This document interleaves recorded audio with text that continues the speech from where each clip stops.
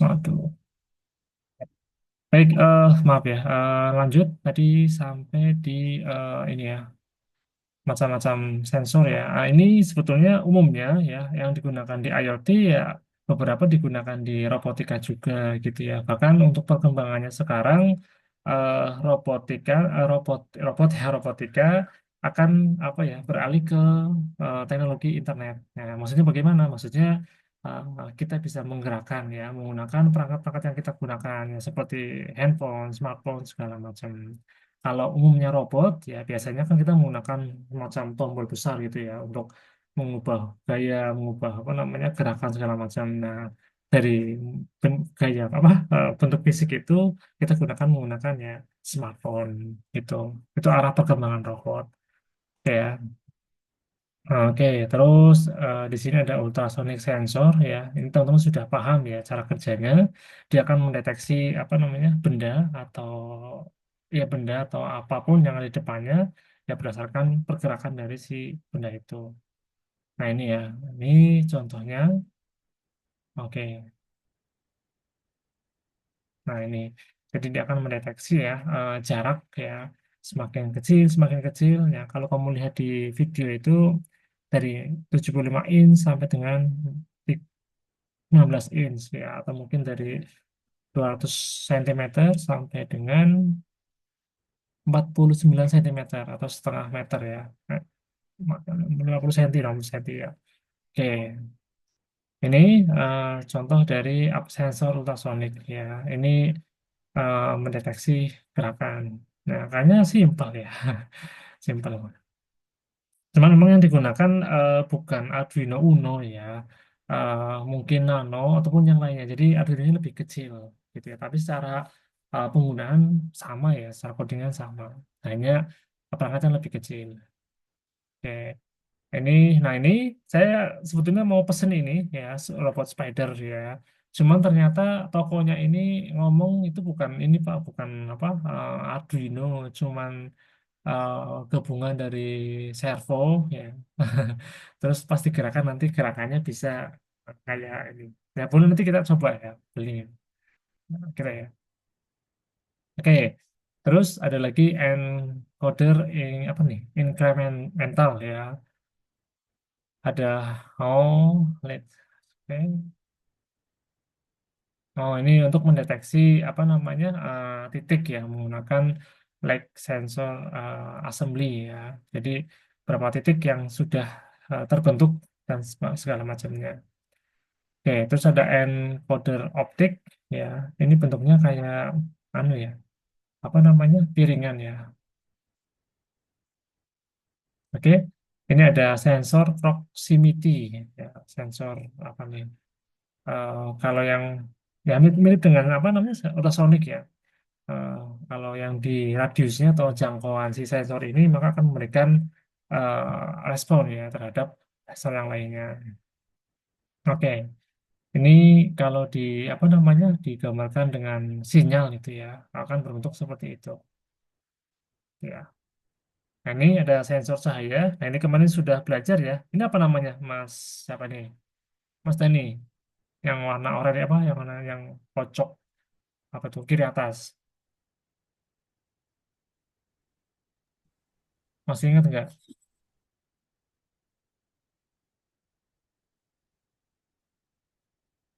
Apa Mas Dani namanya? Lampu ya, Pak.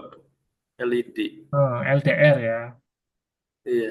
Light Dependent Resistor. Untuk apa sih Pak? Ya kalau ada cahaya nanti akan muncul notif. Kalau kemarin kan kalau nggak salah kalau dikasih cahaya lampunya mati. Kalau cahayanya apa nggak di apa nggak dikasih apa itu yang dari HP itu ya itu lampunya nyala itu aja sih. LDR ya. Terus kalau yang tengah ini kalau nggak salah untuk line juga bisa sih follow line ya, untuk mendeteksi garis bisa. Terus kalau yang gambar apa nih, seperti ini sensor apa ini ya? Foto diode ya, foto diode. Ini kayaknya semuanya untuk apa nih namanya sensor ini kayaknya sensor cahaya juga semuanya. Oh, terus ada sensor garis ya, sensor garis ini eh sebetulnya bukan seperti ini ya, maksudnya secara ininya. Ini cuman untuk yang dipasarkan di apa namanya di pasaran itu sudah bentuk kompleks gitu ya. Jadi bentuknya kayak seperti ini, yang di gambar tengah ini. Untuk apa sih Pak? Untuk mendeteksi garis atau line. Nah ini juga sebenarnya saya sudah siap ya nanti untuk praktikum ada. Cuman mungkin pengen saya sih belinya satu, tapi nanti teman-teman apa, menduplikatnya dengan bahan-bahan yang ada gitu. Oke ya. Oke, terus nah ini ada sensor inframerah atau HoloLens ya. Sebenarnya saya pengen itu apa namanya mencoba ya apa namanya yang kayak di UGM. Namanya apa ya saya lupa itu ya. Berarti bentuknya kayak Tamiya tapi rodanya cuma dua, satunya di di tengah ya. Ternyata harganya lumayan ya, satunya sampai 20, 20 juta. Ya, tapi emang sensornya ini kenapa ini kok bikin garis sendiri? Oh, ada yang garis ya. Iya, jadi kalau ini kan hanya lainnya lain sederhana ya. Tapi kalau yang mahasiswa UGM itu gambarnya rumit sekali ya, bulat, kotak segala macam. Tapi dia ngikutin gitu dan diujikan juga gitu. Ya, nanti kita coba bisa ya, yang sederhana dulu seperti ini. Ya, nanti kita kembangkan. Tuh. Oke, ini ada sensor warna ya atau RGB ya. Jadi bisa mendeteksi apa namanya berdasarkan sensor ya. Ini kayaknya pakainya microbit kalau nggak salah ya. Apa namanya microcontrollernya. Apa sih Pak? Microbit ini mirip dengan Arduino ya. Cuman apa ya, bentuknya lebih simple, kompleks. Nah, cuman harganya lebih mahal. Ya. Yang paling mahal apa sih Pak? Yang paling mahal Raspberry ya, Raspberry Pi ya. Kalau kalau nah, kayaknya nggak keburu sih, mungkin ada kelasnya. Kalau menggunakan Raspberry Pi lebih kompleks lagi, lebih bagus lagi ya. Sudah ada memorinya, sudah ada apa namanya microchip segala macam, prosesornya sudah ada, jadi lebih besar lah penggunaannya. Oke, terus ada sensor gerakan otot. Nah, oh hebat banget ini ya. eh Kayaknya sih terlalu rumit. Nanti saya ada program yang lebih sederhana, pakainya apa kardus ya, dibikin tangan. Nah, nanti gerakannya satu jari, itu jari gitu. Nanti pakainya tetap manual. Maksudnya bukan apa sensor tapi masih pakai manual. Nanti ada di video itu juga ada video yang saya kirim itu yang di Instagram. Oke, terus ada sensor sentuh ya atau sensitive touch ya. Dia menggunakan ada sensornya seperti itu bentuknya biru dan merah seperti itu. Untuk apa sih Pak? Ya untuk mendeteksi gerakan ya. Oke. Terus ada flame detector atau oh ini flame flame detector detektor api. Oh yang di atas ini. Oke. Jadi kalau ada panas ya. Nah, ini kan kalau kamu lihat bentuknya jadul sekali ya. Sekarang sudah nggak ada ya, sudah kompleks lebih kecil lagi bentuknya kayak lampu LED, LED, LED ya. Jadi bentuknya seperti itu. Warnanya biru hitam, kalau nggak hitam hitam, kalau nggak hitam putih. Ya, antara itu warnanya. Untuk apa sih Pak? Ya untuk deteksi api. Jadi kalau ada panas api segala macam, kalau mobilnya dilengkapi dengan pompa, nanti akan menyemprotkan air seperti itu. Ini contohnya. Oh, ini benar apa mengikuti ya pergerakan dari api ya. Oh, jadi dia memang bukan menyemprot ya. Oke, terus ada sensor suhu ya. Kemarin kita juga sudah ya DHT11 kalau nggak salah. DHT11 kita gunakan untuk apa sih Pak? Harusnya kemarin DHT-nya kasih api gitu ya. Jadi kalau ada api nanti muncul di apa namanya LCD apa freezer liquid freezernya ya muncul berapa derajat Celcius seperti itu. Ini ya. Sebenarnya kita perlu belajar ini ya, cuman karena kita apa namanya bukan jurusan elektronika ya, jurusan komputer ya.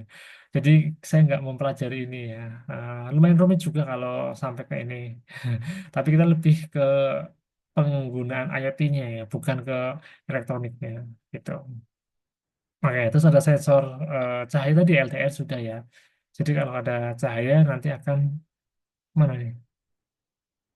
Oh, nggak ada gambarnya. Harusnya muncul ya. Kalau kasih cahaya harusnya mati. Kalau nggak kebalikannya. Kalau nggak ada cahaya harusnya mati. Oke. Ini terus apa nih? Resistive band sensor. Ya, 10K sampai 35K. Nah, ini kalau digerakkan menentukan apa intensitas cahaya lampunya ya. Oke, ini apa nih? Jari ya? Nah, resistive band sensor. Oke. Nah, ini kalau kita bikin seperti ini lumayan rumit ya. Mungkin nanti akan kita bikin yang lebih sederhana lagi. Ya, pakainya nanti kardus aja ya. Manual. Dia gerakan motor servo. Jadi tengah, seluncur segala macam gitu. Oke. Sini apa nih? Aduh, maaf, maaf. Ini kenapa nggak bisa di hide ini? Oh, aplikasinya itu ya. Ada mensure, band of join, terus ada wall following yang mengikuti garis dinding berarti ya. Terus ada wake sensor untuk mendeteksi beban atau berat ya. Nah, ini ada beberapa lagi sensor seperti sensor piezo ya untuk mendeteksi apa tekanan, terus mendeteksi red switch ya. Terus ada sensor balance digunakan untuk membuat robot tetap seimbang, mengetahui kemiringan dan membantu bangun saat robot terjatuh. Ya, ini kita belum belajar sih, saya juga ini belum lihat ini. Berarti nanti pernah di apa namanya diaplikasikan ya motor Honda kalau nggak salah. Jadi nggak perlu step apa namanya miring atau step double ya ganda ya motornya akan tetap berdiri gitu. Jadi itu bukan ada yang megangin ya bukan bukan editing video bukannya memang motornya berdiri ya. Sudah ada motornya Honda. Bahkan itu nggak lihat itu nggak iklannya Kawasaki. Ada yang sudah pernah lihat iklannya Kawasaki?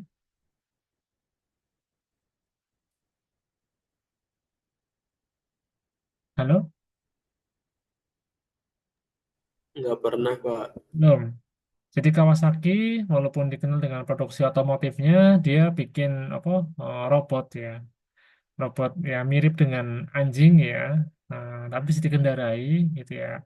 Walaupun itu baru apa namanya kayak prototipe ya, belum dipasarkan. Ya. Tapi emang benar-benar bagus sekali ya. Jadi apa ya, otomotifnya masih ada. Jadi kalau misalkan di jalan dia bisa jalan. Nah, tapi kalau di tanah yang seperti pegunungan ya dia bergerak selayaknya robot ya jadi semacam maaf ya anjing gitu ya jadi dia akan bergerak naik ke atas gitu sudah di apa namanya publikasikan ya cuman belum sampai ke tahap produksi gitu. Nah, karena kemarin belum ada informasi harga dan segala macam belum ada cuman biasalah setiap produsen ya otomotif mengembangkan seperti itu. Oke, terus ada balance sensor ya biasa digunakan untuk membuat robot tetap seimbang. Nah, oh sama sih. Oh sama. Oh ini kondisinya dalamnya maaf ya. Oke. Hmm. Terus sensor akselerometer ya mendeteksi perubahan posisi, kecepatan, orientasi, goncangan, getaran, dan kemiringan. Oke. Terus ada sensor kompas. Oh, ternyata banyak sekali ya sensor-sensor yang belum kita pelajari. Terus ada sensor GPS juga ada ternyata. Kalau saya terakhir pakainya ini ya, apa namanya? Sensor apa yang pakainya kartu SIM ya, SIM card. Jadi bukan SIM card, SIM HP nomor telepon ya. Apa nanti akan connect ke HP kita kayak bentuknya mungkin Telegram segala macam atau WA mungkin. Oke, itu yang bisa saya sampaikan di pertemuan kelima ya. Ada pertanyaan? Kayaknya nggak ada Pak, cukup Pak. Oke, siap. Sudah absen semuanya? Sudah Sudah, Pak. Pak. Sudah. Oke, siap. Terima kasih. Oke, baik. Jadi nanti saya ingatkan kembali ya untuk berarti ini ada apa ya? Di Selasa ya, Rabu, Kamis. Oke. Nah, itu oke siap siap siap. Cukup ya? Cukup, Pak. Cukup. Baik, kalau tidak ada yang ditanyakan, saya rasa juga cukup ya. Terima kasih sudah bergabung di malam hari ini. Mungkin sedikit tambahan untuk KM ya, accounting-nya. Nanti silakan dibentuk kelompoknya. Satu kelas 4 ya. Berarti saya nggak tahu apakah 5 atau 4 orang. Pokoknya 4 ya, biar nggak kebanyakan ya. Nanti seminggu depan kita praktikum sesuai yang ada di video apa namanya Instagram itu. Begitu ya. Oke, Pak. Baik, Pak. Oke, siap. Terima kasih. Saya Sukuman. Assalamualaikum warahmatullahi wabarakatuh. Waalaikumsalam Waalaikumsalam. Terima kasih.